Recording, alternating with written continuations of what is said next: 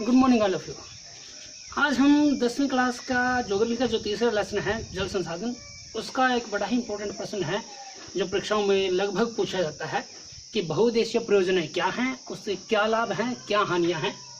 क्या होती हैं बहुउद्देशीय परियोजनाएं या जल विद्युत परियोजनाएं? नदी घाटी परियोजनाएं वे परियोजनाएं होती हैं जो जल के उचित प्रबंधन, संसाधनों के उचित प्रबंधन तथा जल से जुड़ी हुई समस्याओं जैसे बाढ़, सूखा आदि पर नियंत्रण पाने के लिए आरंभ की गई होती हैं। उनको जल विद्युत परियोजनाएं या बहुउद्देशीय नदी घाटी परियोजनाएं कहा जाता है। इनमें सिंचाई, बाढ़ नियंत्रण, मृदा संरक्षण, जल विद्युत प्राप्ति, मत्स्य पालन आदि उद्देश्यों की पूर्ति एक साथ की जाती है और इसी वजह से इनको बहुउद्देशीय परियोजनाएं भी कहा जाता है, बहुउद्देशीय नदी घाटी परियोजनाएं कहा जाता है। इसके क्या लाभ है? प्रश्न ये आता है कि नदी घाटी परियोजनाएं क्या है, उनके क्या लाभ हैं। लाभ क्या है? नदियों पर बांध बनाने से बाढ़ों पर नियंत्रण किया जा सकता है और मृदा का संरक्षण किया जा सकता है, क्योंकि जब बाढ़ आती है तो उससे मृदा अपरदन होता है। अगर उस पर बांध बना दिया जाए तो बाढ़ भी नहीं आएगी और मृदा का अपरदन भी नहीं होगा।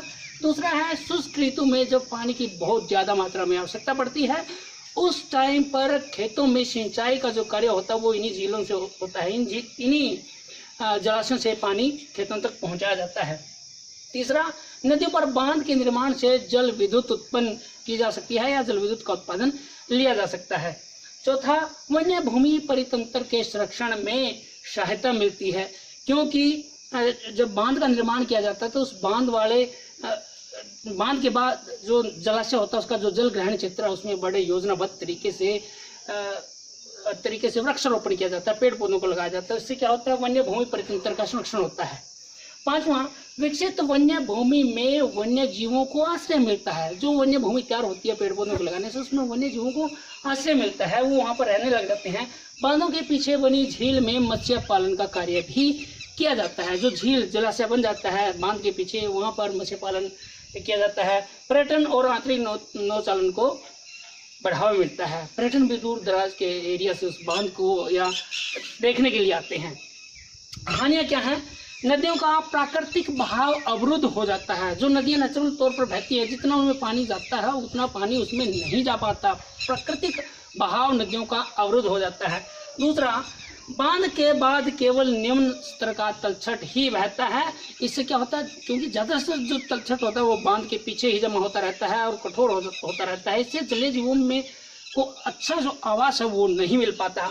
और बांधों में लगातार तलछट जमा होते रहने की वजह से उसके जल ग्रहण की क्षमता भी कम हो जाती है। आज के टाइम में अगर हम देखें जो बांध भारत ने नदियों पर बना रखे हैं, उनमें बहुत सारे बांधों की क्षमता है वो आधे से आधा रह गई है। जो पहले जब बांध बनाया गया था उसमें जितना जल ग्रहण होता था वो आज उतना उसमें नहीं हो पा रहा।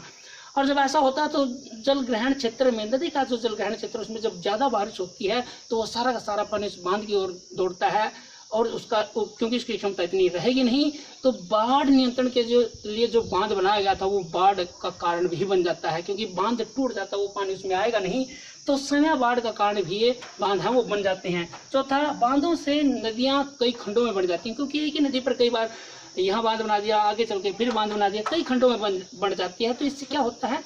कई खंडों में बढ़ने से जो जलीय जीव होते हैं वो उनके प्रवास में, इधर उधर जाने में, एक स्थान से दूसरे स्थान पर जाने में उनको बाधा महसूस होती है, कठिनाई महसूस होती है और अंडे देने में भी उनको कठिनाई महसूस होती है।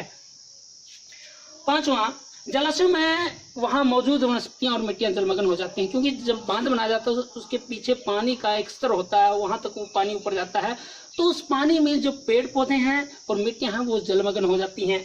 छठा, लोगों की भूमि और उनकी आजीविका के साधन छिन जाते हैं, क्योंकि कृषि क्षेत्र जो आसपास के लोग हैं वहाँ से उनको विस्थापित होना पड़ता है। उनके जो कृषि क्षेत्र हैं जहाँ से वो अन्न उत्पादन करते थे वो उनके छिन जाते हैं, आजीविका के साधन छिन जाते हैं और उनकी भूमि है वो जलमग्न हो जाती है। इससे कई बार जबरदस्त आंदोलन भी चलाए जाते हैं, जैसे नर्मदा बचाओ आंदोलन है या टिहरी बांध आंदोलन है, ये इसी एवज में चलाए गए आंदोलन हैं।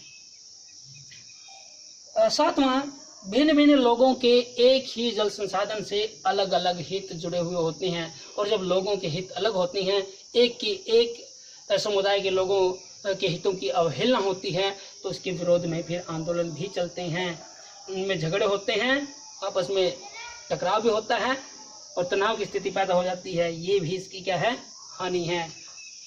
आज के लिए हम इतना ही करेंगे। बड़ा इंपॉर्टेंट प्रश्न है कि जल विद्युत परियोजनाएं होती क्या हैं, इसके क्या लाभ हैं, क्या हानियां हैं, और इनको जल विद्युत परियोजनाओं को बहुउद्देशीय परियोजनाएं क्यों कहा जाता है। 2 नंबर में ये प्रश्न आता है, क्योंकि एक साथ कई सारे उद्देश्यों की पूर्ति होती है, इसलिए इनको बहुउद्देशीय परियोजना भी कहा जाता है। लाभ में इसके क्या कार्य हैं वो भी आप लिख सकते हो। 7 में से कम 5 तो आप लिख ही सकते हो। इधर भी 7 हैं हानियों में भी 5 तो आप लिख सकते हो। 5 नंबर के प्रश्न आते हैं ये। आज के लिए हम इतना ही करेंगे। Thank you. बाकी करेंगे।